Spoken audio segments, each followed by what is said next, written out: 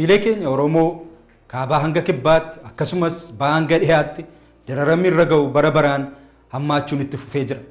Keessumattuu rakkoo siyaasaa wal qabatee waggoota 4 darban kana keessatti godinaalee Wallaggaa 4 balaan qaqqabaa turee fi jiru akkuma hammaateetti itti fufee jira. Haalli jiruuf jireenya hawaasichaa baay'ee yaaddessaa fi hammaataa ta'aa dhufuun miidhaalee fi rakkoolee gurguddaaf saaxilamee jira.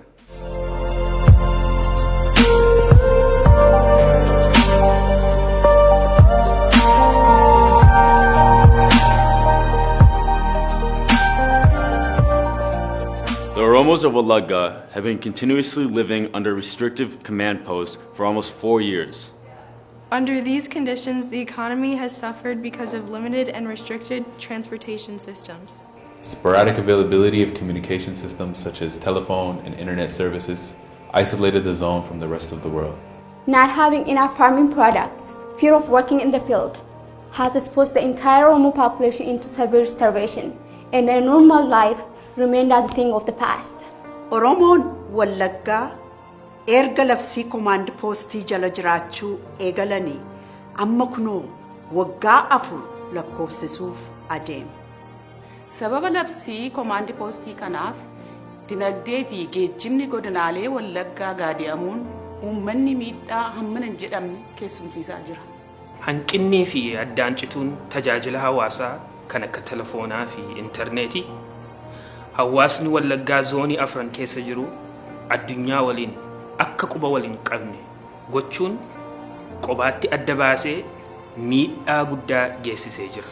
Miidhaaf sodaan qonnaan bultoonni akka maasii isaanii hin qotanne gochuun akkasumas wantoonni qonnaaf barbaachisan kan akka xaa'oo fi meeshaalee oomishaa qonnaaf gargaaran qonnaan bultoota Wallaggaaf dhiyeessuun dhorkaa waan ta'eef ummanni caalumatti beela hamaatti saaxilamaa jira.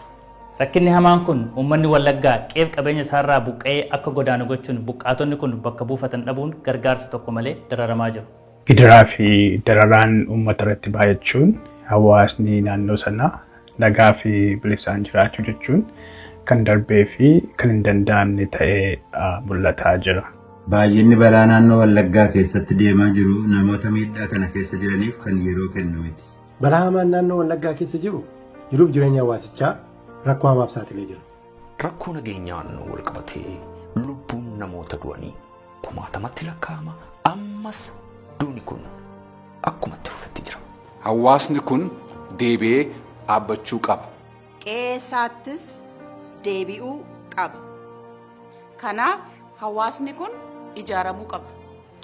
Uummata keenya deebisnee dhaabuuf, qeessaatti deebisuuf, ijaaruuf qophaa'utu nurra jira. Sabni ijaarame qe'ee isaafis, walii isaafis wabii ta'a.